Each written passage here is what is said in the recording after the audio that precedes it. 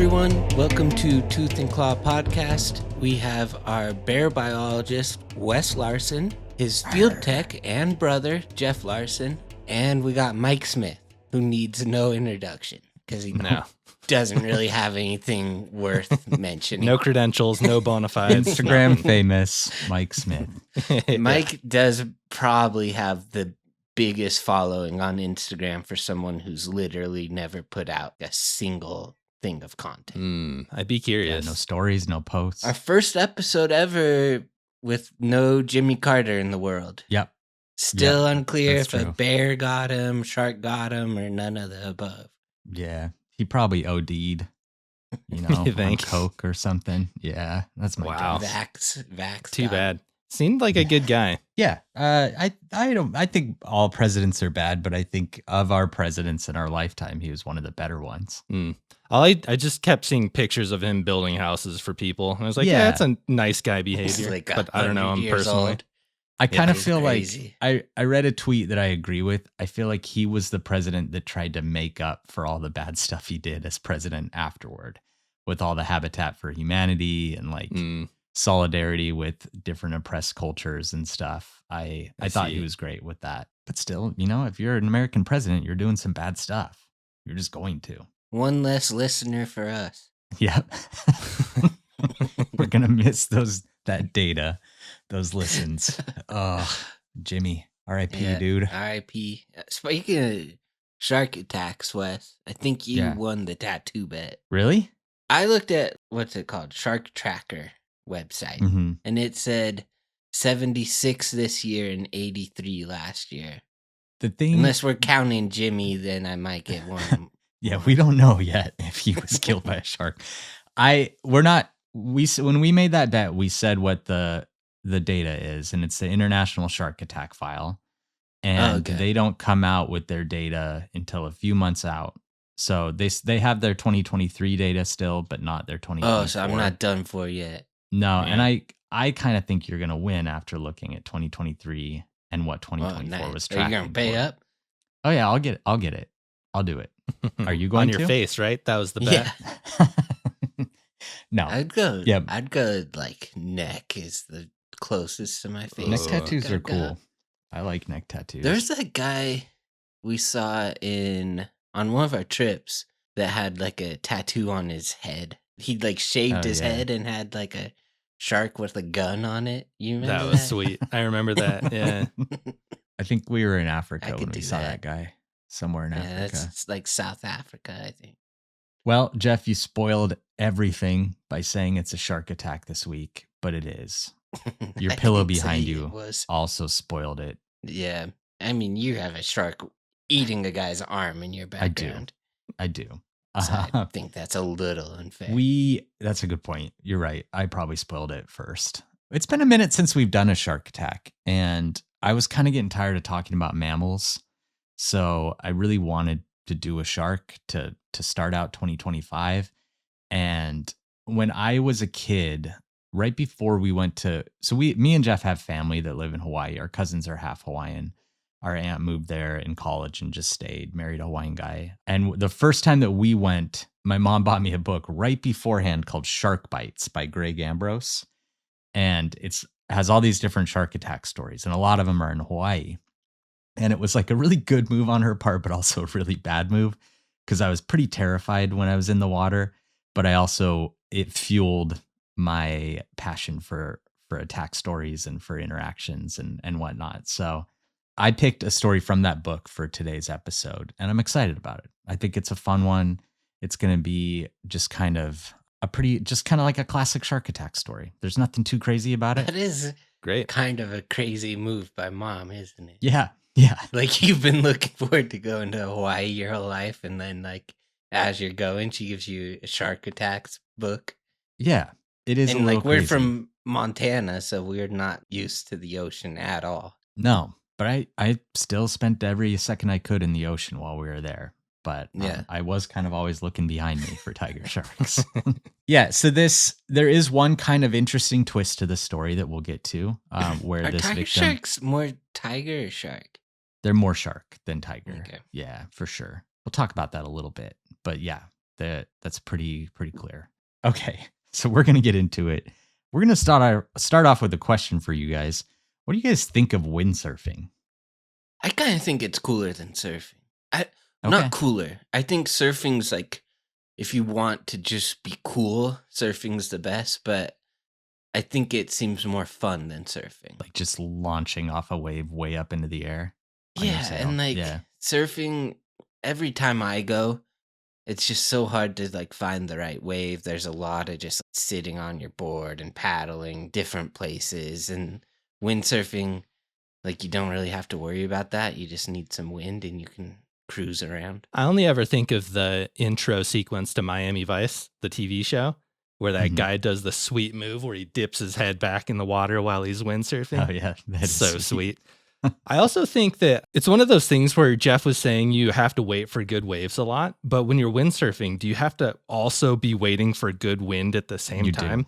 I don't know how it works, but it seems like that's two factors you really got to see a perfect marriage with. You don't need good waves though necessarily, because you can just do it in flat water if you want. Yeah, you're right.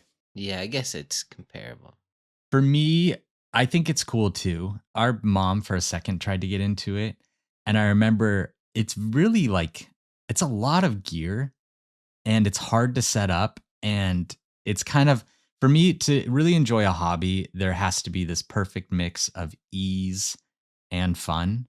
And I think I would much prefer surfing, because I've only surfed a couple times, so I can't say I'm a surfer at all.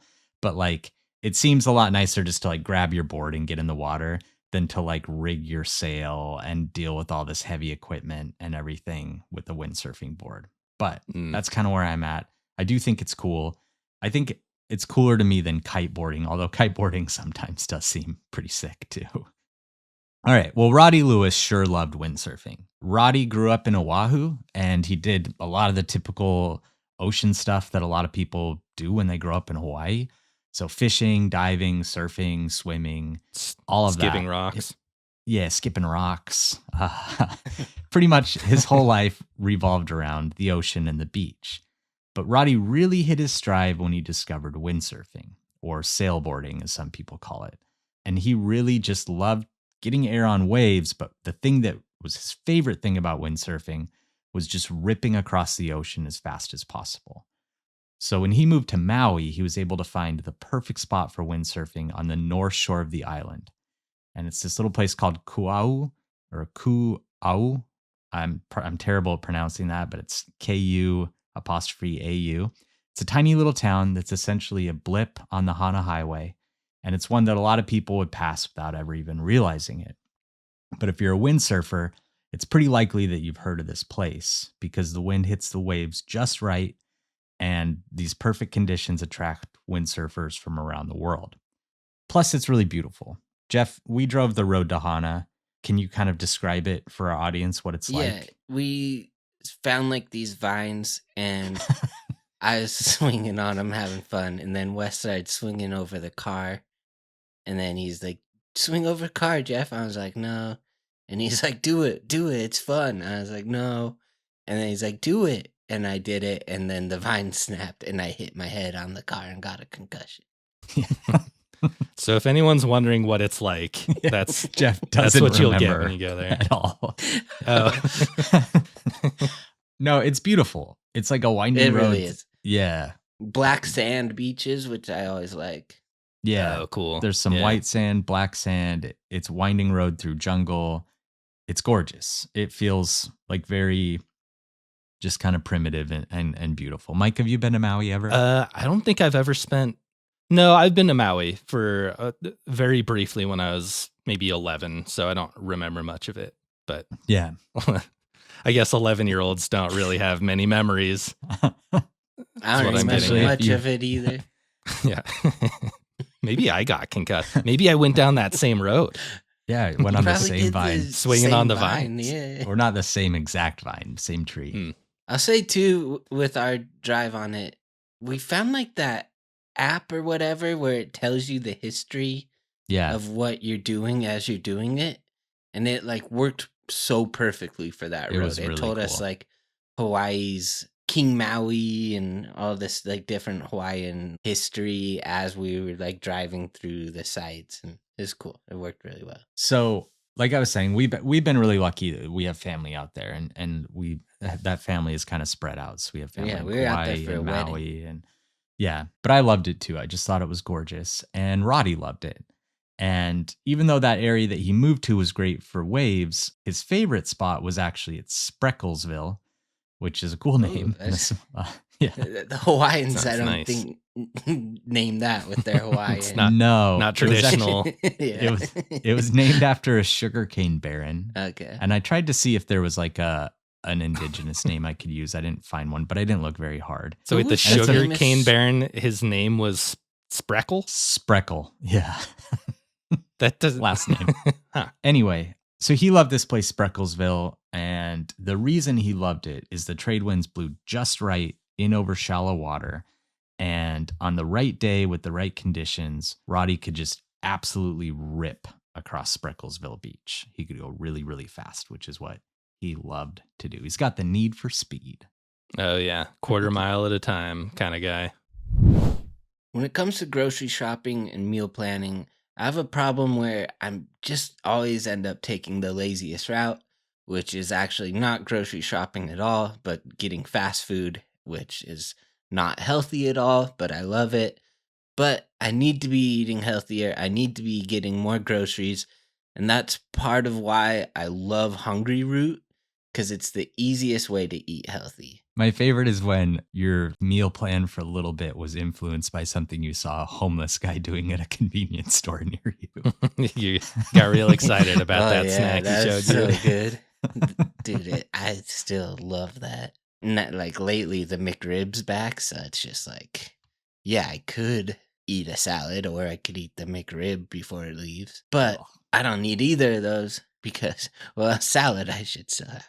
But Hungryroot is like having your own personal shopper and nutritionalist all wrapped in one.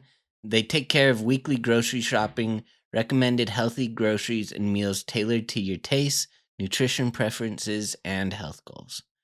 I really love Hungryroot. I thought that the food was delicious. It made it easy. Nothing was like super complicated or hard to prepare. I made some chicken tacos that were delicious, and all I did was throw the chicken in the air fryer for a little bit and came out perfect. So you're going to love Hungryroot as much as I do.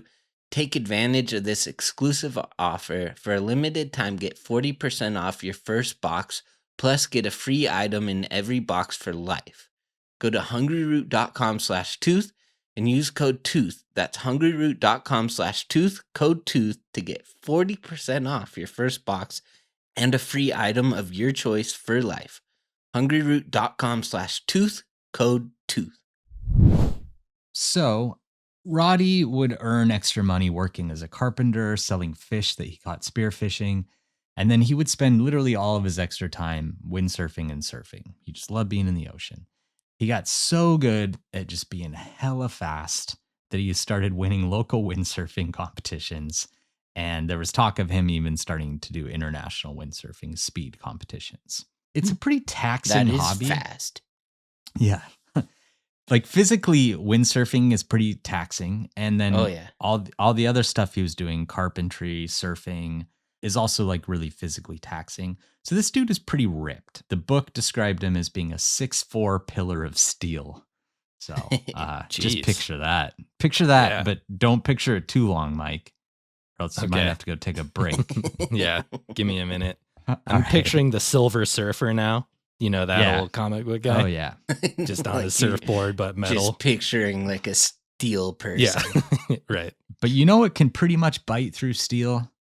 Tiger sharks. Oh. Yeah, but what kind? What kind of shark? It's a tiger shark. A what? A what? We're doing that every tiger shark episode. For sure. The northern part of Maui is prime tiger shark habitat. There's coral reefs with deep drop-offs, strong currents, lots of streams and rivers that pour into the ocean, and tons of turtles and other food. So it's also not uncommon that like dead livestock would get caught up in these rivers and wash out to sea. So there's just kind of a bonanza for tiger sharks in these areas. Lots of different food items that they might be able to eat. And if you do have like a dead cow or a dead pig or something wash out in the ocean, that's a really nice meal if you're a tiger shark. Are either of you tiger sharks? No. Well, if you I've were, also never had a dead pig or cow. yeah, if washed you into were, the that would be ocean. a pretty nice meal for you, just so you know. We've talked about tiger sharks quite a bit on Tooth and Claw, but I did want to highlight a few facts about them. I think repetition is important to learning. So a few of these are things we talked about before. This is an animal I really want everyone to love as much as we do. They are one of the largest macro-predatory sharks. And there are certain articles that you might read out there that say that they can actually be the biggest, because there's records of tiger sharks up to 18 feet long, and then there's these unsubstantiated records of more than 20 feet long. But the biggest macropredatory shark is a great white. They are on average longer and heavier than tiger sharks. Great hammerheads can actually be longer, but they are much thinner, slender sharks. Greenland ones, there's like a little bit of, but they don't really. Yeah, so like Greenland, great hammerhead, megamouth, a lot of those sharks are about the same size as tiger sharks. Megamouth? Yeah, but megamouth aren't macro predator sharks. How come I've never heard of what? That sounds so sweet.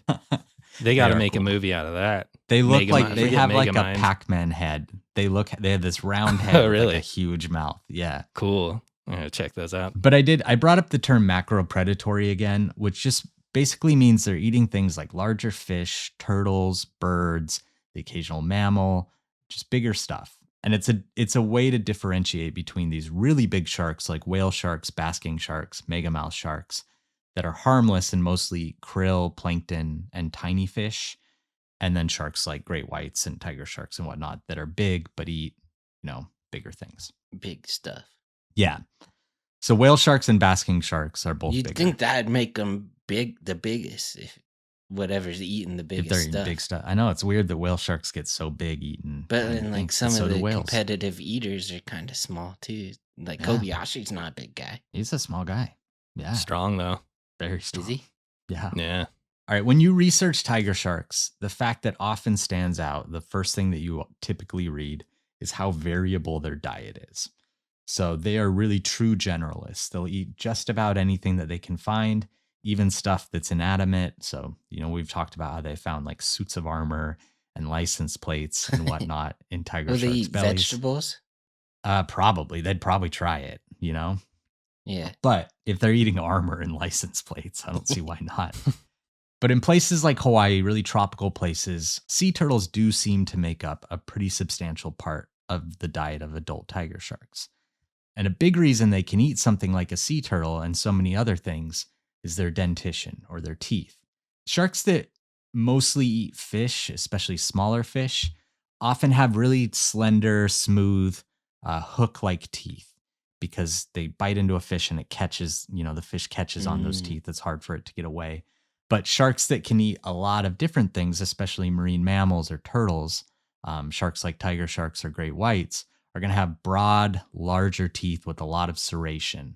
And they can use those serrations to saw through things like bone or turtle shell or whatever else might be hard for them to get through. I bet sharks look at turtles kind of like how I look at strawberry bonbons, a real crunchy outer shell, but then Yeah. you get into the gooey inside, and man, so good. I love strawberry bonbons. So good, dude. Like, people call them grandma candy, but when I see them, I'm just like, oh, I load my pockets up with those things. Call me a grandma then. I don't Yeah. mind. Yeah, we'll do it. All right. So they use this saw-like technique for larger prey or prey with protection, like a turtle. At the root, their teeth are almost as broad as a great white shark's tooth, but they're shorter and more slender at the top. And each tooth is heavily serrated with a sideways pointing tip. So I think of all the shark teeth, they have kind of one of the more distinctive teeth. And those tips point different directions based on what side of the jaw they're on. So it really is like a saw, and they're really good at sawing through things with their teeth. So we've talked about this a lot, but when it comes to attacks on humans, they are in the big three of sharks. They're the number 2 species implicated in attacks worldwide.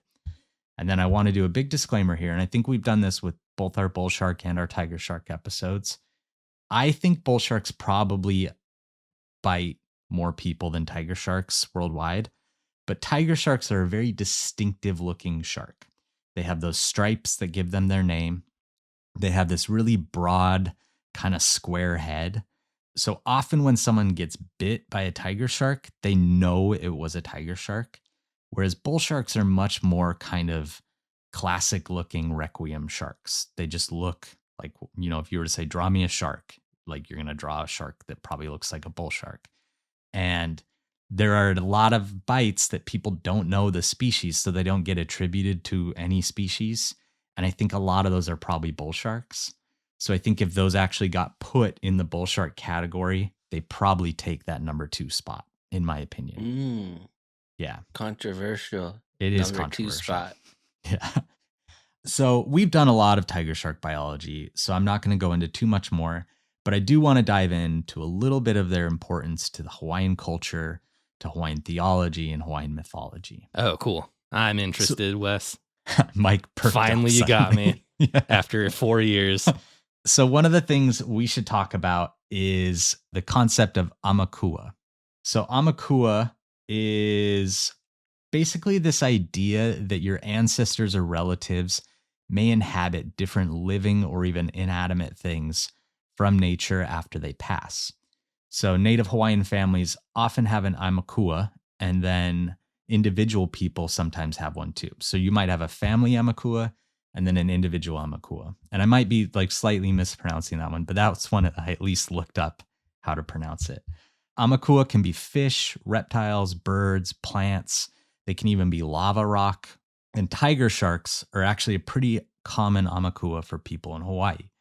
I reached out to our Hawaiian cousins to ask if they have an amakua, and they said they didn't think they did, but they might. I think they're kind of maybe a little bit more separated from the theology part of their culture, so that maybe wasn't a big thing for them. But I don't know. I don't want to speak to that too much. Jeff's would be a McRib. Yeah, do you think a tiger shark would eat a McRib with their variable diet, or They they probably spitting it out? doubt grossed even out. that. Yeah. They can't saw through it with those teeth. No, I guess they're not that hard. They're just disgusting. Anyway, when a relative passes and becomes an amakua, they often can provide guidance or warnings through that living being. So for example, this is obviously an example that's like Disneyfied and in popular culture and not completely true to this concept. But in the movie Moana, if you guys have seen Moana, her grandma turns into like a manta ray after she passes and helps guide her to her purpose. And that was an example of the idea of an amakua.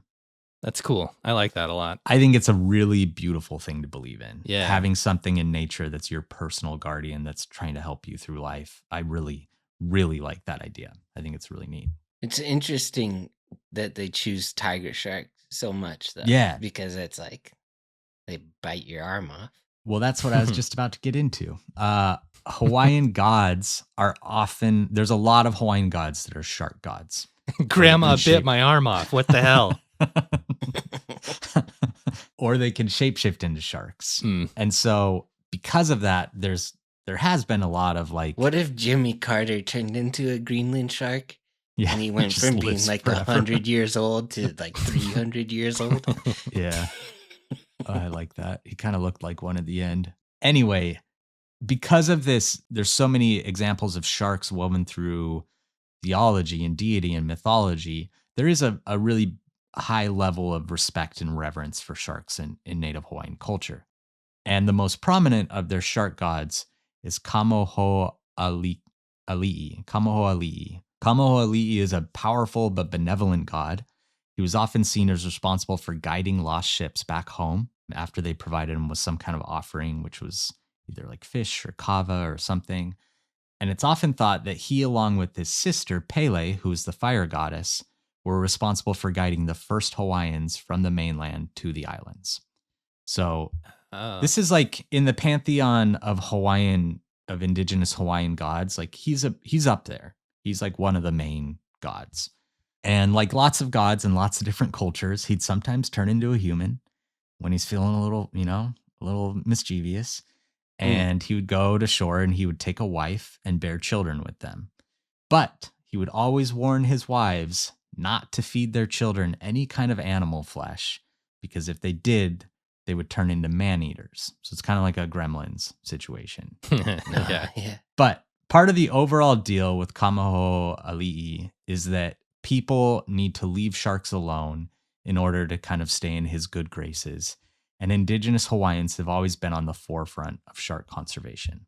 And they understood that there was situations that you could put yourself into where you're tempting that animal. And if you avoid those situations, they're not really that dangerous. They knew that, and they avoided those situations. And there really weren't that many shark attacks. Like dressing up like a seal and swimming out in the ocean. Yeah, exactly. They avoided doing that for the most part. Tooth and Claw is brought to you by Apostrophe. You know, I'm getting up there in years, and I still have the occasional breakout. I also have noticed as I get a little bit older, I'm starting to have like bigger eye bags. I'm having, more crow's feet. I'm having these things that are showing up more and more. And it has made me more cognizant of skincare. I do feel like I need to take better care of my skin. I'm out in the sun a lot. I need to do a better job with my skincare. And feeling confident in your skin really starts with getting expert care. There's so many products out there, and you need to pick the ones that actually work. And that's why we're excited to partner with Apostrophe. So whether you're dealing with acne, aging, dark spots, Apostrophe helps you get access to the right treatments for your skin. It's an online platform that connects you with an expert dermatology team to get you customized dermatology treatment for your unique skin. You just fill out this online consultation about your skin goals, your medical history, you take some selfies, and they create a customized treatment plan just for you. I was mostly just wanting to kind of have healthier looking skin, and they gave me a retinol treatment that I really liked. I was always kind of afraid to use retinol because I heard that it makes you really susceptible to sunburn and whatnot. And they kind of walked me through what the process of protecting my skin on retinol would be like. It was really helpful, and I really liked their product. You're looking good, dude. Thanks, You're looking man. good. Vibrant. All right, so we do have a special deal for our audience. You get your first visit for only $5 at apostrophe.com/tooth when you use our code TOOTH. That's a saving of $15. And this code is available only to our listeners. So to get started, just go to apostrophe.com/tooth and then use our code TOOTH at sign up, and you'll get your first visit for only $5. So you get to talk to an expert dermatologist for only $5. They're going to hook you up with a really good treatment plan, and you don't have to go to a pharmacy or anything. Thank you, Apostrophe, for sponsoring this episode. So one evening, Roddy's catching some waves on his windsurfing rig near a local bird sanctuary. He got pretty caught up on just how good the conditions were and didn't really even notice that the sun had set behind the big, steep green mountains that Hawaii is famous for. And it was starting to get pretty dark. He just launched himself way up on a huge wave. He was way up in the air. When you know you're really in the zone, is you like don't even notice it's dark. nighttime. Yeah. But when he's way up in the air, he looks down and he sees this intimidating dark shape of a huge tiger shark. One that he thought was probably close to 20 feet long, which probably wasn't 20 feet long, but we've all been there. It looked huge. Yeah. When you're scared and it's dark, I understand. Right. And its head was about the same width as his windsurfing board. So a really big shark. And he's actually on a trajectory back down to fall right on top of the shark. But he manages to do some like aerial acrobatics and miss it. Wow. Sick. And he can no longer see it in the dark water. But it really hit him just how risky he was, or how big of a risk he was taking staying out that late all alone. And he caught a strong wind and raced back into the beach. It takes a few days. He's thinking about this shark, and he's trying to convince himself it's not as big as it was, or even convince himself it wasn't even there. But he's talking to a fisherman friend, and he kind of casually mentions the shark. And the fisherman says, "Oh yeah, like me and my friends, when we go out in that bay in our canoes, sometimes we're shadowed by a huge tiger shark." So he kind of, cements that he probably did see it. He's admittedly a bit jumpy for a little while, but it doesn't keep him out of the ocean. He and his friend even rowed across the channel between the Big Island and Maui on their windsurfing boards, which is pretty nuts. Wow. But in March 1993, just mere months before Jurassic Park would arrive in theaters, Roddy has an experience that would deeply challenge his undying love for the ocean. Megalodon. Yeah, not a megalodon. On that particular day, Roddy's out with his friend John, and they were looking just to do some normal surfing. So not windsurfing, they're just surfing. And you guys, what excites surfers more than anything? What gets them super stoked? Swells. Swells. You nailed it. Dude, a sick swell is like, it's like cocaine for Jimmy Carter. It's like the same thing. Dude. Yeah. If you watch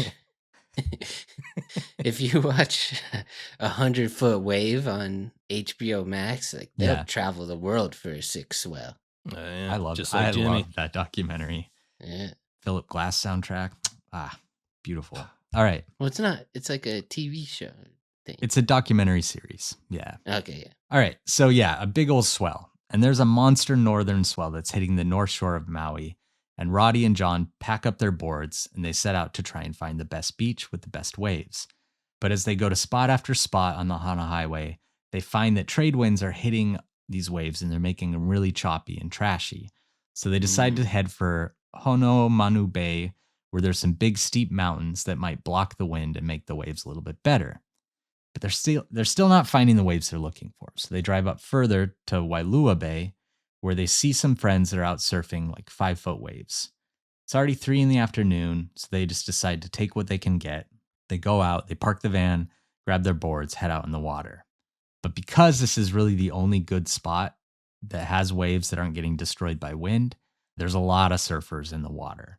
And after a little bit of surfing, both Roddy and John decide that they've had enough. But as they're talking, they're realizing that they had heard about this spot called Paradise, which was in the bay just to the side of Wailua Bay. And apparently at that spot, there was really amazing waves and also really incredible scenery. But the problem with Paradise, and probably the reason they hadn't been there, it's kind of difficult to get to. You either had to hike about 25 minutes through some dense forest on this kind of old trail, or you could paddle around the bay around this point to get to the other bay in your surfboard. And the hike took about 25 minutes. The paddle took about half that long. So Roddy and John just decided, we'll just paddle around this headland and get into this bay. So as they passed the point, they could see why it's called Paradise. It sits nestled up against these beautiful green mountains. There's 2 large waterfalls cascading down these really steep, beautiful slopes. And there's this incredible valley that holds these 2 large streams that empty into the bay and crisscross a beautiful palm-lined beach. And both Roddy and John agree this is the most incredible bay they'd ever seen in Hawaii. To add to all this perfection, on the other side of the bay, they could see set after set of beautiful, perfect waves that pitched out into perfect tubes and would take the surfer all the way up onto the beach. It was just a heavenly spot. What they didn't notice, however, was that the handful of locals that had been surfing in Paradise were all standing on the beach rather than riding these perfect waves. Maybe something in the water. As they paddled toward the waves, they enter a part of the bay where these big rivers run into the ocean, and they're actually running really full from a recent rainstorm, and they're suddenly surrounded by murky water, floating sticks, leaves, and lots of other debris. And Roddy immediately knew this is really sharky water. The light's also kind of starting to fade, and he suddenly realizes that he and John are really tempting fate here. And the image of this huge shark that he had recently seen flashes through his head, but he pushes it away. He had spent pretty much his entire life in Hawaiian waters. These waves are way too great for him to get paranoid now. So Roddy had just picked up his pace and was paddling harder toward the waves when something slams into his side in the dark water, and his leg erupted in unbearable pressure and pain. Before he could even look back, he had the sensation of the tissue and the meat of his right calf being torn away from his body, and he could feel teeth making contact with the bones of his leg. So as he looked back toward his leg, the shadowy tiger shark that had been haunting the back of his mind for weeks suddenly was a very real animal, and it was shaking its head back and forth, using those very specific, very saw-like teeth to saw through the muscle and the bones of his leg. SMHing. The shark is also pulling on Roddy, So he has a death grip on his surfboard, and he knew if he let go, the shark would pull him underwater, where he then has to struggle to breathe and also struggle against the shark. So he's grabbing his surfboard so hard that he actually made dents into the hard material of his surfboard with his fingers. Oh, man. Crazy. He is Yeah, if you're made of steel. Exactly. All right, so the shark adjusted its grip and bit down further up on Roddy's leg and started shaking him violently in an effort to remove his leg and dislodge him from the surfboard. And it was pretty close to doing both of those things. They, again, if your teeth are built for sawing through turtle shells, we're not much compared to that. You know, it's not hard for a tiger shark to bite through our flesh, obviously, and then our bones aren't going to take them very long either. But now, the shark's head was essentially in Roddy's lap, and this 35-year-old decided to put that 6'4" pillar of steel body to work. He channeled a lot of that fear and anger into a punch. I just think of like him powering up. What's the classic Dragon Ball Z? Yeah, the old Goku. Kamehameha. Yeah. Yeah. But he puts it all into a punch, and he hits the shark so hard on the side of his head that he actually tore a tendon in his hand. Wow. But luckily for Roddy, this punch did the trick. The shark releases its grip and disappears into the murky water while he sat on his surfboard in shock, staring at the spot where this huge fish had just been. So Roddy's friend John had seen this attack, and he had already started paddling for shore. And Roddy's now paddling behind him. And he's really paddling fast in an effort to get away from the shark. And the thing that described in the book that it would be really scary is he had seen his leg disappear into the shark's mouth, but he hadn't really seen what had happened to his leg yet. And as he's paddling, he's just thinking, do I still have a foot? Like, is my foot still there, or did it eat my foot? And he has no idea. Yeah, that's crazy. And the tension and the, not knowing gets to him to where he finally stops paddling for a second and pulls his leg out of the water so he can look at it. And he's relieved to see that he does still have a foot, but he's pretty nervous to see that his calf has just been absolutely shredded. He can see the bone. He can see everything, like it is shredded. So he knew the shark might still be behind him, especially because there's so much blood in the water at this point. So he starts paddling again, and he feels this incredible sense of relief when his board hits the sand and the rocks on the beach. He wasn't sure he'd be able to walk on his leg, but he gets up and he tries. And each time he takes a step, just a river of blood gushes out of his right leg. He can see his bone. He can see this ripped up calf. And he knows that he's going to lose too much blood if he keeps trying this. So he grabs his surf leash and he ties a makeshift tourniquet above his knee to hopefully control some of this blood loss. Oh, wow. And there's two local Wailua surfers that rush out to help him. One of them sees what happened. He runs down the trail to call for help. And the other sits with Roddy and does something that's actually really smart that I hadn't thought about. He adjusted his tourniquet every so often, like about every 10 minutes, he lets a little blood into his leg. And that's just to make sure that really damaged tissue doesn't just completely die when there's no more blood going in at all. Yeah, interesting. Yeah, and I don't know if that's good medical advice or not, but to me it seemed smart. Takes the helicopter about 90 minutes to get to Roddy. The entire time he's just praying and hoping that he doesn't die. They pick him up and rush him to the hospital, where he would end up needing 5 surgeries, more than 200 staples, and lots of internal sutures to repair 2 14-inch gashes on his right leg and a 4-inch gash on his left leg. When you think about it, 14 inches, like that's a big gash. Like Huge. Yeah. right now, everyone out there, put your fingers out to try and say about what 14 inches is, and it's pretty big. I mean, that's not bad. Yeah. Jeff, 14 inches should be pretty easy for you to figure out. I You know mean, what it's I'm about saying. like 1/500th of a bus. 500? No. If That'd you be a like circle huge around bus, right? and go up and down. Okay, I see it.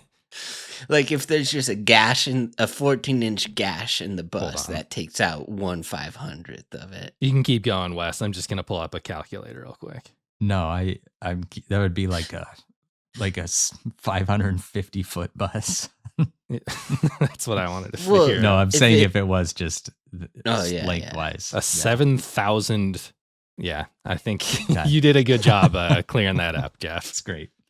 The bus category gets more and more convoluted now that it can be in Right. 3 dimensions. X, Y, and Z. Yeah. All right. I don't know. It's pretty clear to me, guys. All right. Sure. Yeah, Just a no. gash in the No, bus, it'd be 1/500th. You operate on a higher level than us. He has a gash in his leg. So during Yeah. all these surgeries, doctors would actually pull a broken tiger shark tooth from his ankle bone, and they give it to Roddy after he woke up, Oh, nice. which is a cool souvenir. Doctors gave me part of my ankle bone, which That's I was nice. like, what do I do with this after I had Did they ankle say surgery? eat it? Where they like eat it and it'll go back They to where just it's like, supposed to be?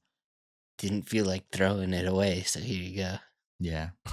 You still have it? I think I lost it at my parents' house somewhere. Huh. I bet you they threw it away. All right. So Roddy's in a lot of pain during his recovery in the hospital. But the thing that actually he said bothered him the most was that and this is where it kind of zigs a little bit from our typical attack story or bite story. The thing that bothered him the most was that the state shark task force, who was largely responsible for responding to shark attacks, had decided not to do anything about the shark, largely due to pressure from locals that didn't want the shark killed, and because Roddy had really ignored a lot of factors that can make a shark attack more likely. But I think where it differs is usually people are like, oh, this was an animal being an animal. Don't do anything to it. And he was like, I want this shark dead. Interesting. And I think at the time, this was still a time where maybe a lot of shark biology wasn't very well known to the public. And surfers had heard about a number of bites in the area, and they kind of thought that things were getting worse. And again, I think it's that phenomenon that you get where a shark bite story does some numbers for journalists, so they decide to keep reporting on them. When it's not that the rates are changing, it's that it's interesting news to people because it's already been in the news. And I think that's kind of what had been happening in the area. And Roddy felt pretty strongly that there was too many sharks and that this shark was a menace. Well, but these experts, I think of our Night of the Grizzly episode a lot with this, whereas like they thought a grizzly bear might kill a group of 30 of them because it's like they viewed it as one grizzly bear attacking someone that's a bad bear that just wants to kill people. Right. And that was like their mindset. This is like, maybe he was thinking like, this is a bad shark that just wants to kill people, Yeah. Like if we get rid of the shark, it's going to make things safe again. And yeah. We know that's not the case. And these experts pointed out that the water was murkier than normal because of recent storms. And Roddy and John knew that as they were paddling through it. Something they didn't know is that a dead cow and a dead pig had been washed out into the bay, which probably brought in a number of sharks. Both. Yeah. Jeez. And they also pointed out that John and Roddy should have noticed that no one else was surfing.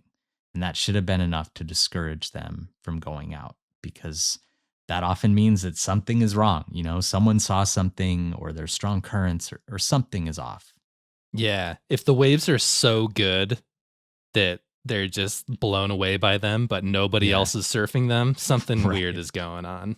Right. Exactly. And finally, the shark attack force or whatever said that the ocean was too rough to go out to anyway and set hooks.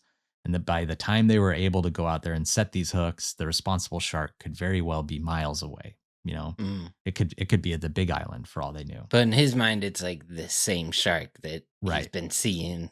And I think this was the right decision. Personally, I think there's certain times where wildlife does kind of come into our space and does something so out of the ordinary that removing that animal is probably the right decision. Or if, like when a bear is predatory, it creates a liability for further things. But with sharks, it's like the New Jersey shark, where it was like in the rivers. It's like, yeah, that kind of makes more sense. But for the most part with sharks, like we're going into an environment that we mostly don't belong in at all, And I think that's just kind of the risk you have to take, especially in places where there are sharks like tiger sharks. Like if a shark breaks into your house, by all means you can kill it or hurt it. So if we break into their house, like it should be the same rules. Right. That's really, really good logic. I don't disagree with that. I'm not being sarcastic. Me neither. So for me, I agree with what they said, but Roddy really didn't. He didn't think this was the right decision.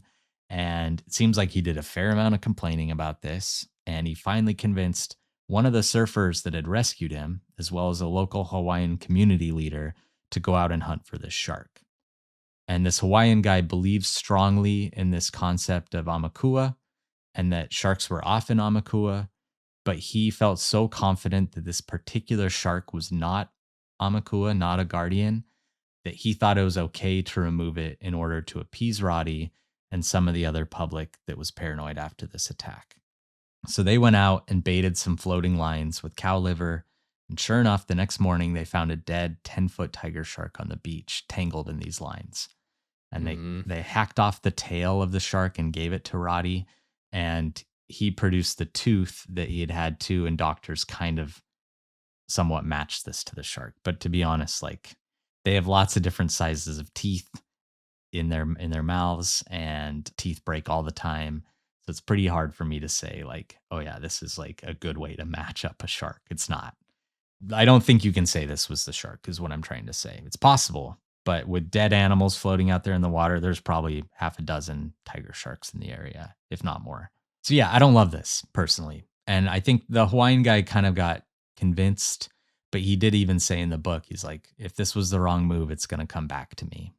Kind of like a karma thing almost. So a funny thing kind of to end this is when people got upset with Roddy and told him that killing a single shark wasn't going to change anything, he had an answer ready to go. And this is exactly what he would tell them when they said that to him. One day, stormy seas tossed thousands of starfish onto a beach. Later, a boy walking along the shore came upon the starfish and tossed one back into the ocean. No. An old man had been watching the deed, railed at the boy, telling him that he was wasting his time. There are thousands of starfish, the old man said, and you can't possibly make a difference. The boy calmly replied, I made a difference to that one. Wow. So he gave him the starfish poem. The old You know Sunday what? school classic. Yeah. If I was like, hey man, you shouldn't have killed that shark, and he told me that, I'd stop the argument.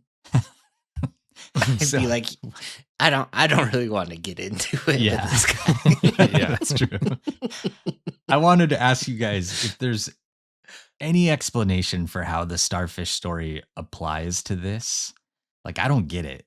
Like, killing the one shark made all the difference to Roddy? Is that what he's saying? I don't- think it I made don't the really difference to the understand. shark. Right? That's the one who underwent the biggest difference, is now it's dead. Yeah, now it's dead. Like, my guess would be he's saying, like, even if he saved one person from the shark killing another person. I get it. Mm. Yeah, that makes more sense. I thought he was just saying, like, if you kill just one shark, it makes a difference to me, and that's all that matters. That's kind of how I was thinking about Which it. seems too. like Yeah. a very narcissistic way of looking at this. But whatever it is, it's a stupid answer. And if Roddy's out there, I can't imagine the trauma of being attacked by a tiger shark. I don't think any of us really can. I think you can't really put yourself in someone's shoes until you've had the same I can experience. imagine it. Yeah, sure. But I mean, I can't know what it's like. And you're You right. can also I can't imagine know a what it's like. 600-foot long bus, apparently. So your imagination knows no bounds. So I'm not gonna judge him too harshly. This was also a different time in the world where I think we viewed wildlife as a little bit more antagonistically than we do now, which is something I think has really changed for the positive over Yeah. time. But I think when we're attacked by animals and it's not outside their natural behavior, personally, I think we need to leave them, because I think that's just part of the beautiful risk of being human in a world that's still wild. Those are nice sentiments to end that on, Wes. Yeah. All right. So we'll You move into our should have categories. been wearing a turtle shell Yeah. on his legs. Maybe work out a little more, Roddy. Actually be steel next time. Ooh. Yeah. I've been thinking a lot about the movie Saw this Uh-huh. whole episode, and how it would have been nice for those guys to have a tiger shark in that little bathroom with them.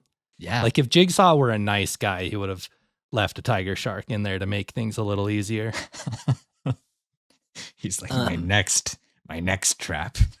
Did Rodney get back to windsurfing? Roddy. Roddy. That's a good question. So in the book, it actually said that he did, but that it wasn't nearly as easy as it used to be for him. He didn't have full movement of his foot. and he still windsurfed. And it was really hard for him for a while. And then one day he saw a guy that was like on 2 crutches or something and could hardly do anything. And he was like, oh, I'm not as bad as that guy. And that made him feel better. So, I'm really harsh realities. Recapping that in like not a great way, but I think we could poke holes in that too, but we probably have all done that in our heads. So yeah. Tooth and Claw is brought to you by Cornbread.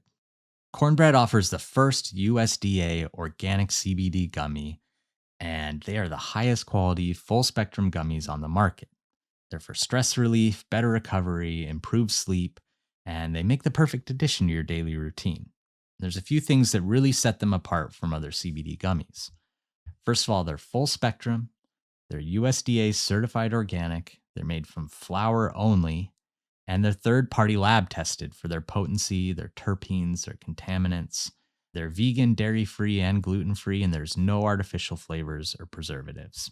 They're also non-psychoactive. So if you're worried about taking a full-spectrum CBD gummy because of maybe some psychoactive side effects from that tiny bit of THC that's in there, you don't have to worry with these. And I can promise you don't, because I've taken them quite a bit, and there are no kind of psychoactive side effects from them. They also offer free shipping, and they back all of their products with a 30-day Better Life guarantee. So for me, the main thing that I take these for is just to kind of help me turn off my mind at night and relax a little bit and hopefully sleep a little bit better. And I really like CBD for that. It doesn't make me groggy in the morning. It doesn't make me feel weird in the next day. It just kind of helps me decompress a little bit and helps me relax. So that's the thing that I really like about them. So if you're looking for a healthier way to relieve aches and pains while getting a better night's sleep, try Cornbread Hemp's USDA organic CBD gummies. If you want to give Cornbread a try, they're offering Tooth and Claw listeners 30% off your first order. Just visit cornbreadhemp.com/tooth and use promo code TOOTH at checkout. That's cornbreadhemp.com/tooth. Use code TOOTH for 30% off your first order. Thank you, Cornbread Hemp, for sponsoring this episode. All right, well, we'll move on to categories. The first one that I wanted to ask you guys is your favorite media that's either set or filmed in Hawaii. And I think just for the sake of it, let's get rid of Jurassic Park, because we all know it's filmed there. It's all in our top movies. So maybe we don't count that. So outside of Jurassic Park. I'm going to go with Lilo and Stitch. I think it's really underappreciated animated film. It's one of my favorite. That was mine too. It's just so... Is all three of us are going Lilo and Stitch? Is that what's happening? No, I haven't even ever seen it. Oh, really? Oh, wow. Yeah. It's fun. I like it too because the animation's really beautiful, and it feels, for me at least, my short time that I've spent in the Hawaiian Islands, it feels like it nails kind of the vibe of the Hawaiian Islands really well. So I think that's a great pick. Yeah. Stitch it. Which one's the alien? Lilo or Stitch? Stitch. That makes sense. Stitch is a more alien name. Less Hawaiian than Lilo, probably. Lilo.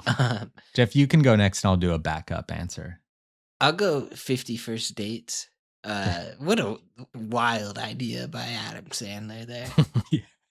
Just like some lady forgets every single day and he still marries her. Yeah. And she just wakes up and doesn't know who he is. Is crazy. Crazy plot for a movie. Bizarre. And he takes her to Antarctica too. So it's Alaska. Alaska. So she wakes up thinking she'll be in Hawaii and she's just in Alaska, which is and it's just watch this 3-minute video. We'll explain everything. Right. That's crazy. I love it. Is. It makes you want to go to Hawaii though. We were talking about that movie the other day because Jessie rewatched it not long ago and she was like, ooh, this does not hold up well. Because there's the scene where he's like, you don't understand. We've been not having sex for months and I've got blue balls or whatever. And he has to convince her that she knows him. So she'll have sex with him or whatever. Man. And it's oh, that's, I don't know. It's pretty. But the Hawaii parts are cool though, right, Jeff? Yeah, there's some cool Hawaii parts. The plot is cool. There's some really racist Hawaii parts in that movie too. I love a problematic plot, you know? Just Sure. like they really went for it. Yeah, it's Yeah. like such a crazy. The more I think about that movie, the more I'm like, oh man. Just Like Rob dude. Schneider's role in that, where he's like playing a Hawaiian. Ugh. Yeah. All right. Yeah. We'll go on to mine. Great Mine's pick, Jeff. way less problematic. I'm gonna I pick. more just wanted to talk about 51st Yeah, Dates. it is No, a I get it. crazy movie. It's nuts. I'm gonna pick. Have you guys ever seen the movie A Perfect Getaway? This is my backup. No. It's got like Timothy Oliphant, Steve Zahn. Oh yeah, Chris It's Hemsworth. kind of a crime thriller. Yeah, it's like it's kind of a twisty crime thriller that's set in Kauai, and it's really good. It's one of those movies from the 2000s that you forget about, but Steve Zahn's really good in it. I really enjoy it. Me and Jesse I love watched it Steve. recently, and I was like, this is a fun movie. It's kind of stupid, but it's fun. So, at the risk, maybe I shouldn't even say this, but it's one of those movies where there's a twist, and it Yeah. was so obvious to me that Yeah. I was like, that can't be what's happening here, and then it ends Yeah. up being exactly what's happening. So it's like a twist that goes all the way around in a full circle for me. I It, like, agree surprised with you. that they yeah, made it's that like on. no way, they really did just do that very obvious thing, didn't they? I agree with you. I think when it came out, which I want to say was like 2008 or 9, somewhere in there, it wasn't. I feel like we hadn't had enough movies like this yet where the twist was that obvious to me. So it was Sure. kind of fun still. But I think in 2025, if you watch this movie, there's a pretty good chance you'll see the twist coming. But at the time when I saw it, I was Maybe like, not though, because whoa. it's so obvious. Yeah, You'll be exactly. like, Yeah. it can't be. All right. My backup was Johnny Tsunami. Just like Oh, Disney Channel. as far banger. as just like nailing Hawaiian culture, Yeah. throw a Hawaiian in some like snooty ski town, and he's just like so much cooler than everybody and like so chill. And then it really gets good. Like they go in the wheel well of a plane and fly to Hawaii, like sneak into Hawaii, which insane move. And then someone in Chicago just tried to do that. Go in the wheel well to fly to Hawaii. They died. Yeah, that kills you. Whoa. But Johnny Tsunami did it. And then they like taught his new Colorado friend how to surf. And it's just a great movie. The Right. grandpa learned slang and stuff. Is that what happens? Dude, the that old grandpa's guy. so cool. I love him. All right. I wanted to bring back Anaconda scale for this episode. It's been a while since we've done this, but I wanted you guys to say who from the movie Anaconda, the seminal masterpiece, do you guys think is most like Roddy Lewis? I think I'm gonna say John Voight. Okay. A little bit of John Voight, just like kind of holding a weird grudge out there, trying to, after the fact, kill the snake. I don't know. I'm not going to cement that as my choice, but I'm going to kick off the conversation there. Yeah. I think I would go Owen. Okay. Yeah. What's your Just kind of reasoning? like wants to have a good time. Yeah. Like that's his main goal in life is just have a good time. But I don't think Owen Wilson would have had any problem killing a snake that just bit him either. Yeah. Sure. I went with the main scientist that gets bit by the wasp in his throat. What's that Oh, actor's yeah. name again? He was the guy that's supposed to be in Back to the Future. Stoltz. Eric Stoltz. Yeah, Eric Stoltz. Because I don't think Roddy obviously didn't have like bad intentions. I think he just kind of got in over his head in a bad situation and maybe should have been paying more attention to signs and stuff around him. Ended up paying the price for it. The scientist got bit in the throat or stung in the throat by a bug. Yeah, because John Voight puts it in his regulator when he goes underwater. Oh, yeah. But that guy, he was also just kind of like, yeah, I'll do it. I'll jump in the Amazon and free the propeller. And he was just a little overconfident, I think. And that's what I Okay. thought about. Dr. Rodney. Stephen Kale. That's your guy. Oh, yeah. Stephen Kale. Look that up real quick. We got to do a screening of that, like rent out a theater We do. hall, It'd be invite fun. everyone over. All right. New category alert. This one's called Let's Argue. It's a Ooh, category I we like came it. up with where we pick something that a listener said and we argue with it. So All right. after our year-end episode, listener and patron Jessica wanted to know what we thought of the movie War of the Rohirrim. Jessica had seen it and really liked it. So let's argue with Jessica about that movie. Oh man. What'd you guys think of War of the Rohirrim? How do you say that? Rohirrim? Rohirrim. Yeah, Rohirrim. Rohan. If you guys are gonna go after it, I think I think I would always take the other side. Is how I feel about it. Yeah, Like if that's someone kinda how just you loves feel it, about I'll be like, life. I'll throw water on that. Like Yeah. I don't know if you should just absolutely love this movie, but then Yeah. like if someone wants to complain about it, I thought it was good enough to exist. I guess is what I'm saying. I thought it was really boring, was my problem. I thought the animation was boring. I thought the story was like really run of the mill, every medieval story ever. There was nothing that interesting about it. And it takes kind of all the fun things of Tolkien's world for me, which are all these like different races and magic and everything, and kind of removes them all for this really insular story about a clash in Rohan, which in my opinion is the most boring of all the kind of kingdoms in Tolkien's world. And Agreed. I just didn't really care for it. I just thought it was boring. Yeah, I didn't absolutely hate it. And I'm not going to say anyone should change their mind because of what we're saying, but there was some just really strange things about, especially the animation to me. I kept thinking about, and people who know are going to really understand what I'm saying here, but there are a couple of old Zelda games on the CDI system where it's this weird mix of over animation and under animation, where it's like a lot of like weird gesturing and movement, but to like not really any effect. And sometimes there's weird stills and like lack of movement, but one central figure is like really going for it a lot. It was really distracting to me. And again, like Wes said, I think the story is just very rote. I think the characters had a lot of potential. I liked the main. Me too. I forget what her name was. I thought she was a really compelling character. They just didn't really do anything interesting with her. Yeah. It kind of just felt outside like of expectations. Worse Two Towers. They like copied even like Gandalf's saving the day type of thing. Like they just completely redid There was a it. lot of nods that were like very obvious. Yeah. Yeah. I liked how the orcs looked in it quite a bit, even though they're a small part. And then big spoiler here, so skip ahead if you want to watch it without any spoilers. But I was like pretty out on it and pretty out on the animation and everything until both the sons got killed, and then I was like, oh, this is kind of interesting.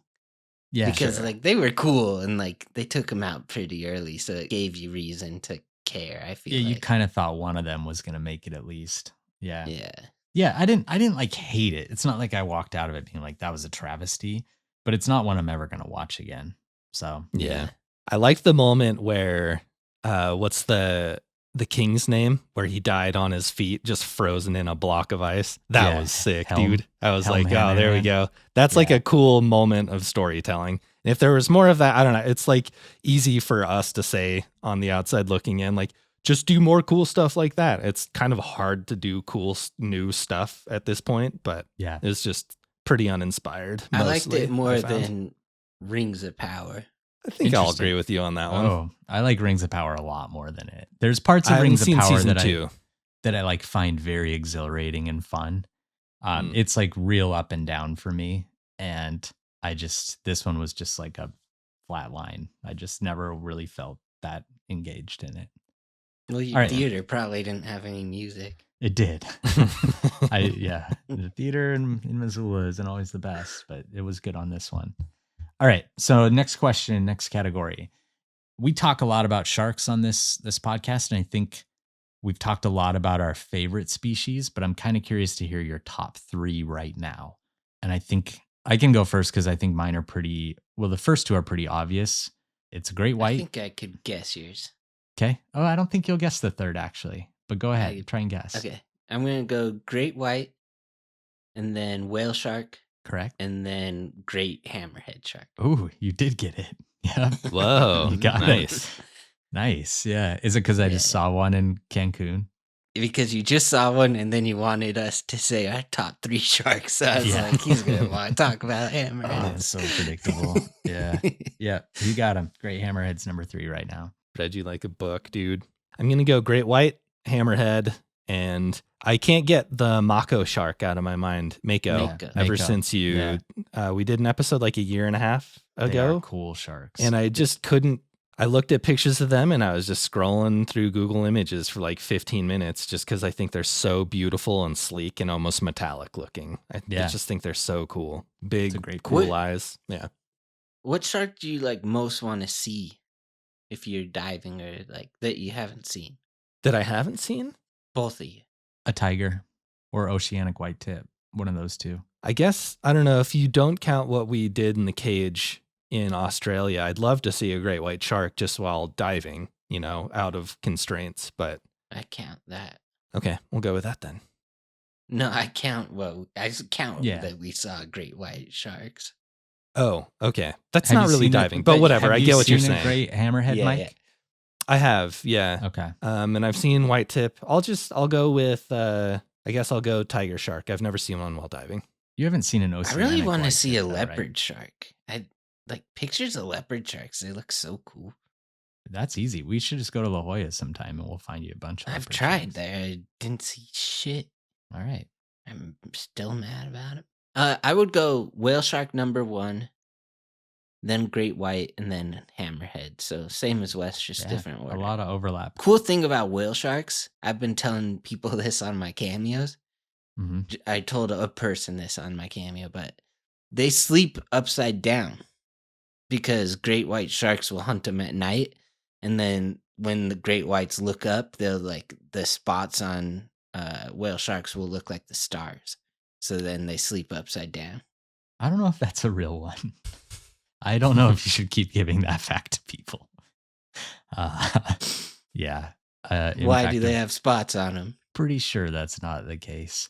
I think it's for the dappled sunlight that's coming down from the top. So if something's over them and it looks down, they're pretty hard to see actually. Yeah, I don't know, but it's not stars. It's not the stars. I'm sure of that. So yeah, don't give that fact to people as an actual fact. Yeah. All right. Next category, 2 New Year resolutions that you guys have. I don't want to nuke anyone this year. Okay. Jeff's not nuking Like anyone. personally? Or just like my country. Just like no nukes. If whatever I can do, no nukes in 2025. Okay. All right. We'll check back in with you on that one next year, I guess. Let's each do so one that's and then one. we'll swing back. Okay, I'll do. I want to write in my journal every night. I like that. It's a good one. One that I came up with is I'm going to really work on leaving my phone when I go into places this year. So like leaving it in my car or leaving it at home if I'm going like grocery shopping or if I'm going to a movie or whatever. I don't feel like I'm that attached to my phone as far as someone my age, but I want to become less so even. So I just kind of want to start leaving it a lot more. Nice. Mike, don't you like need to do stuff to be able to write in a journal? Oh man, that's the great thing about journaling is that the less you do, the less you have to write, and it makes it really easy. You're just like, I was on Twitch today and someone did like a Peppa the Frog I hadn't seen yet. Exactly. It's big. Dude, if you or our country nuke somebody, that's going to be a real easy journal entry for me. That's like, yeah, Jeff didn't easy money. do his resolution. Will Yeah. be the head. I'm trying not to. Yeah. All right, what's your I like second the one? idea that you have to restrain yourself from doing it. Like it's a real Just problem this- you have. Just this year. Yeah, right. You really struggled with that one last year. Yeah. What's number 2 for you, Um, Jeff? Mike, What's I number don't 2 want to set too many goals for myself. I'll do that. this year? Okay, That's a my good one. resolution. cool. Strong year for Jeff coming up here.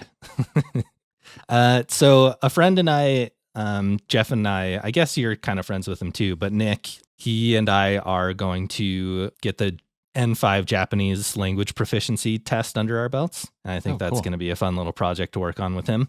And then we'll go back and visit together since he married, his wife is Japanese and they love traveling over there too. And I want to Yeah. go back. So it's going to be fun. Cool.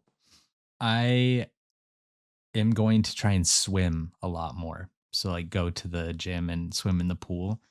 Cause I think it's probably the workout that I feel the best afterward. Like I feel like I just did something that really woke me up, that makes me feel healthier, happier. So Low impact on the joints too. Yeah, low impact on joints, high impact on hair. Sometimes it can make your hair fall out a lot more, but Well, it just can get a swim cap. You don't need to look cool, so just wear the swim cap. I'm going to. I bought one already. That's going to be my main goal. People say that, but then if you watch the competitive swimming, like they all have pretty good heads of hair. Yeah, Phelps. Okay. Solid head of hair still. Ryan Lochte, that guy is Lochte. hot. Yeah. Lochte. All right. Or who's the new American guy? He has good hair. Yeah. The guy who kind of sucked this last year, but he's still our best guy. Oh yeah. What is that guy's name? I forgot him since he underperformed so badly. And if Jeff doesn't keep his, he's awesome. If Jeff doesn't keep his resolution, it won't matter if I have a good head of hair or not. Yeah. All right. How many? Radiation I hear is bad for hair too. Yeah. So 365 days. How many days do you want to swim? I don't know. I haven't gotten that into it yet, but like, I want to do it more. So I always set workout goals at the beginning of the year that I'm not the best at keeping. So I'm trying to figure out a way to do that better. And I think swimming would be. I would say just saying I want to do it more is a bad start. Okay. I would say not wanting to nuke people is a pretty poor resolution too. But yeah. I'm like, that's fair. Let's not living in a glass house over there, Jeff. Yeah. Oh, Caleb Dressel. That's his name. Okay, yeah. You guys both want to nuke people, I guess. I'll accomplish my goal. I came up with it this morning, and all I'm saying is I haven't figured out yet the best way to keep myself honest with it, but I'm going to. Right. I'm going to figure that out. I'm trying to help you. I know you are. Mm-hmm. All right. Keep thinking you're going to turn this around on us, Jeff. It's definitely going to happen for sure. What? Make us feel bad about our resolutions while you're sitting over there. That's not what I'm doing. I was not just trying wanting to make to goals for yourself. To commit. You want me to I was trying to get him to put like a number of days to it so that it's like a real goal instead of just like saying. Like, the hard thing for me with workout goals is like the amount of travel that I do. It's really hard to keep a routine. So I don't know. I'm trying to wrap my head around that. If anyone listening has any good ideas for keeping yourself to a set routine, feel free to send them over. Post them in the comments of wherever you're following us. No, right. My real one is just to like get pain free, which is just doing a ton of physical therapy. Yeah, a ton of opioids. Getting nuked. Yeah. Mike, but you swam. Didn't you like get way into swimming this year? Are you still swimming a bunch? A couple of years ago, I was going almost every day. I've stopped since just because, I don't know, I like to cycle through I just get bored if I do the same thing over and over and over again. So right now I'm back just to doing body weight stuff in my top floor. I might go back to boxing. Fight? Maybe I'll go to, my brother and I started doing Muay Thai for a little bit, and that was like really, really fun and hard. Boxing was like one of my favorite workouts ever. I did for like 6 years. I went to a boxing gym and really liked it. But there's not a great one where I live now. And did Outside Magazine calling us beefy boys make you start doing all this? That was your wake up call. It lines up with him like getting active. No, I started swimming like right when we started the podcast almost. Yeah. I remember you were getting in pretty good shape when you were swimming a lot too. That actually made me think like I need to swim a bit more. Get back into it. Yeah. All right. So from our patrons, from Pat, and it's a Treadwell question. Pat says, "Hey Wes, during the Grizzly Man documentary, there was a bear diving deep into the river, which Timothy labeled as something along the lines as playful. Could you dive a little deeper into what that bear was actually doing?" It could have been playing, but my guess is that that was one of the last videos he took, and it was toward the end of the salmon run. And what happens a lot is the salmon, where they were running up to that lake and then dying up there, there's probably a lot of dead salmon lining the banks of that lake. And bears have been known to actually dive down really deep. Like they can dive up to like 20 feet deep to go down and get those salmon carcasses. So it wasn't diving nearly that deep, but that's probably what it was doing, was looking for salmon carcasses on the bottom of the lake, would be my guess. Okay, this one's from Shark Geek. This one says, hey guys, on many of your episodes, you say things like species, breed, family, subspecies, etc. I understand them on a basic level, but I'm not totally sure what each means and when each is appropriate. I was wondering if you could give us a rundown of the difference. Do you guys know much about that? No. Species and I'm always happy to have you correct me because I always use the wrong term. Yeah. So basically, when you're like looking at this, the taxonomic stuff, species is like the most kind of defined thing. So you start at kingdom and you go all the way down to species through these different groups. And so as you move up that ladder from species up, you're adding more animals, more species to each group. So genus is the next one up. So like, for example, let's use a tiger shark as an example. So humans are part of kingdom, right? That's just all. Kingdom is animals. Kingdom is animalia. Right. So if like a alien came to Earth, would they be in the animal kingdom? I don't know. Probably not. I don't think we would. Yeah. But they It's would kinda probably. crazy to not be in the animal kingdom. Yeah. Like That's a good point. Yeah. It's a good point. All right. So for example, like sharks their class is Condicthyres, which is pretty much cartilaginous fish. So fish that have cartilage as their skeleton instead of bone. And then as you move down that, you get into like their subclass, their order. For them, their order are these like big requiem sharks or ground sharks, which is about 270 different species of sharks. Then their family, which divides it up even more. And their genus, and tiger sharks are actually the only member of their genus. There used to be more, but now they're extinct and they're the only surviving one. And then their species, which for them is Galiocerdocuvier. So the one that gets a little confusing for people, like humans are Homo sapien. So that's our species, Homo sapien. What gets a little confusing is when you introduce this idea of breeds, races, and subspecies. So breeds are something that we do with domesticated animals, where we take a species and we breed in certain characteristics or traits into them. So, we have all these different breeds of dogs that are all genetically still the same species, but they have different phenology, different physical attributes of their genes. And then subspecies is when you have an animal of the same species that is genetically different enough that it can be considered a subspecies, but it still can mate with other members of the same species. So a good example of this, like with grizzly bears, we talked about how the only recognized subspecies in North America is the Kodiak grizzly or the Kodiak brown bear. But if you were to put a Kodiak brown bear with a coastal brown bear, they can still mate. They're still like biologically compatible. But because the Kodiak is just different enough, we say it's a subspecies. So that's the difference between species and subspecies. I'm kind of getting lost in the weeds here, but that's a basic difference, just so you can understand all of that. And then race is like a human kind of thing that we contrived. It's kind of, it would be the most similar thing you would consider that. It would be like breeds and dogs, where there are these. Well, you have race in bears. What do you mean? I mean, you have black bears, you have brown bears. Yeah, you have those are all different black species, and white though. bears, mixed race bears. Those are all different species. Yeah. And that's not the same. Like with humans, we're all the same species. We're all genetically the same species. We don't differ enough genetically to where you would separate us. But because of different, geographical things, because of climates, because of lineages, all these different things that have happened with us over time, we do look different. And that's more of like just kind of phenological differences. It's like how you have black bears that have black fur. And in the eastern US, that's pretty much all you ever find. But in the western US and Utah, they typically have brown fur. And that's just, part of their genes expressing themselves.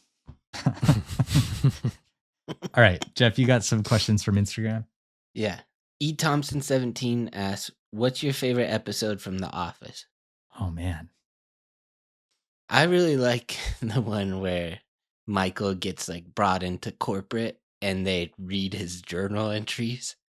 And I don't remember it. it just like kills me, some of the stuff he wrote in his journal that they like read in front of everyone. Do you have a favorite, Mike? I don't. That's just not my show. I never really got into it. I like the spilling the chili. That's always kind of funny to watch out of context. I really like The Office, but I can't say I have a favorite episode. Like I've only I think I've watched it all the way through like 1.5 times. And I think it's so funny. And I think especially the early seasons with where Steve Carell's in them. I don't know. I really like the one where he's pretending to be a prisoner and it's being like really racist. Prison Mike. Yeah. Well, it's great when he starts like talking about Dementors too. Yeah. I do really like that one. But yeah, I don't know. I don't know if I have a favorite. All right. November Botanical asks, number one animal you'd love to see in its natural habitat. Giant panda right now.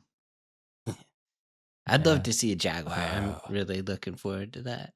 Man, panda's such a good answer. I always say tiger for these kinds of questions, just because I haven't seen one yet. So that's going to be it. Taylor X Wallington, would you rather fight a grizzly bear or a moose? So moose are like twice as heavy, right? But I kind of feel like this question's like, would you rather have like a grand piano or a car fall on your head? Yeah. Grand like piano it's not like you're winning either fight. Yeah. I'd rather I think I'm going to pick moose.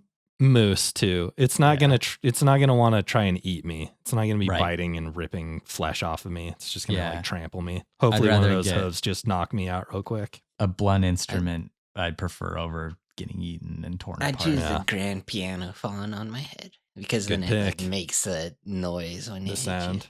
Right. I do think if you survive, the grizzly's a better story. But I don't know. I'm picking the moose. I think you could trip a moose probably, and then you have a shot. In Maya Elements asks, do mountain lions ever attack people in tents like bears will sometimes? Not that I've ever heard of. Yeah, I don't think so. Okay. So don't need to worry about mountain lions if you're camping too much. No. Okay. Devon ELT asks, if you could pick any celebrity to come on the podcast, who would it be? It's a great question. Do you have an answer, Jeff? Oh, man. I want like the Wicked girls. Ariana. What I know Ariana Grande's name. The other. Yeah. You just have them sing. Let me see. What are you trying to do with them? Cynthia Their interviews were crazy. Is her name. Yeah. Oh, were they?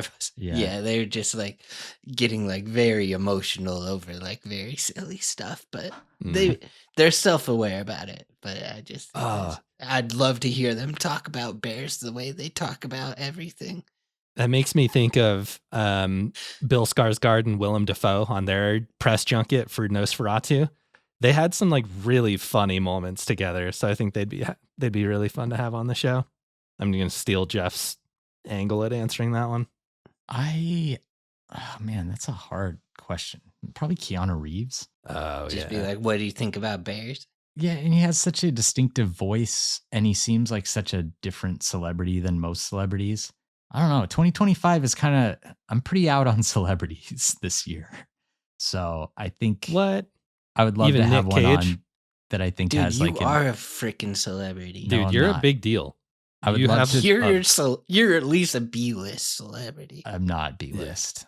Maybe like B-. J-list. Maybe someone that I really like Melissa Barrera a lot. Yeah, Melissa Barrera from the Scream movies. It would have been Jimmy Carter. Yeah. Yeah. Do you know what would be big for us?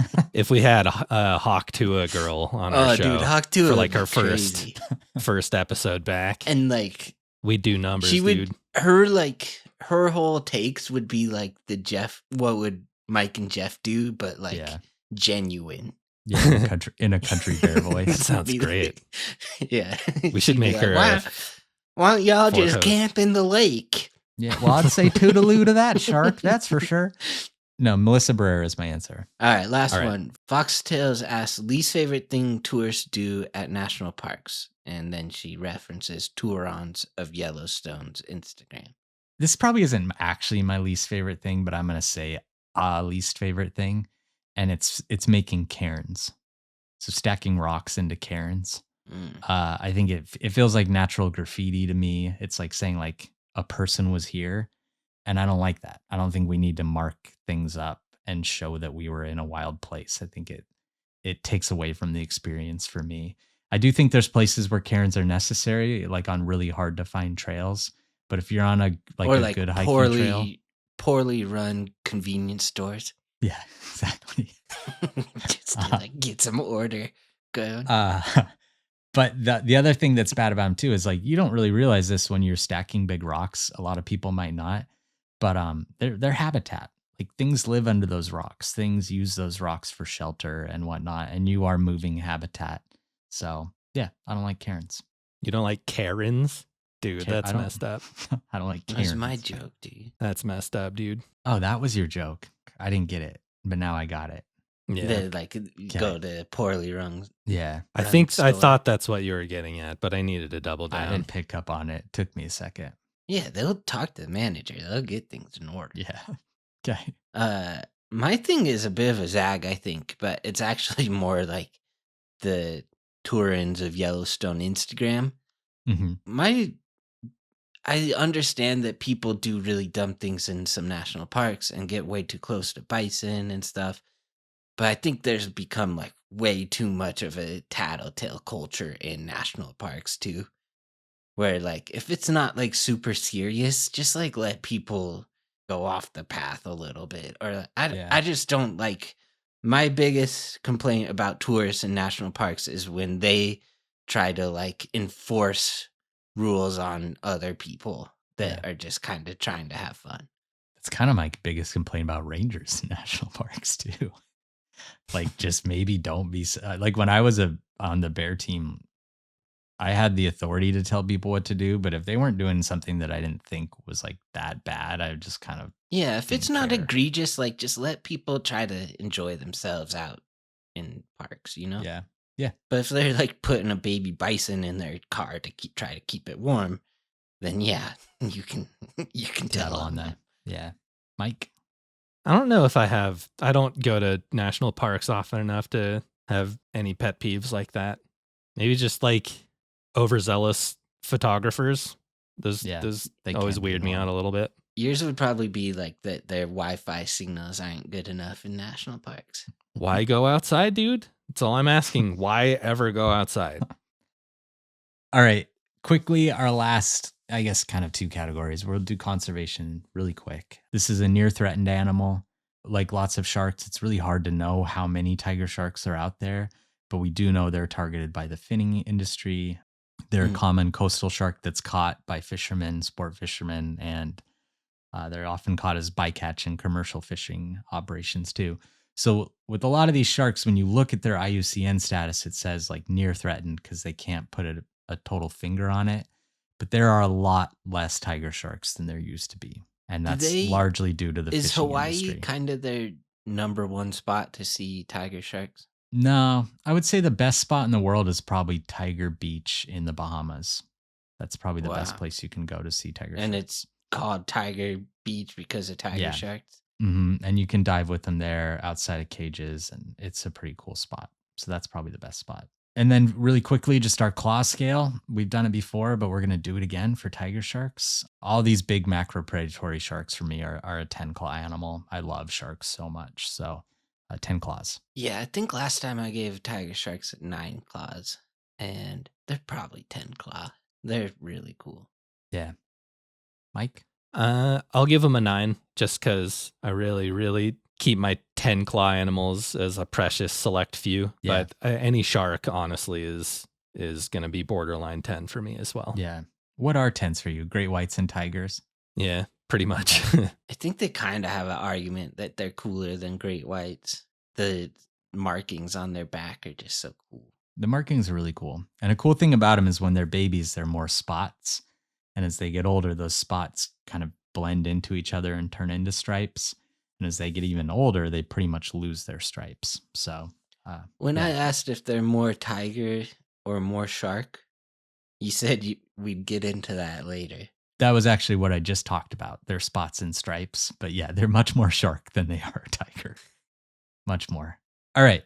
So that's it for the story. Thanks, guys, for listening. Thanks for joining us in 2025. We got a lot of good stuff coming for you guys, so we're excited for it. And a little bit of bad stuff, too. Yeah, there'll be some bad stuff, too, for sure. Just set your expectations appropriately. Hopefully you won't be nukes. disappointed. Yeah.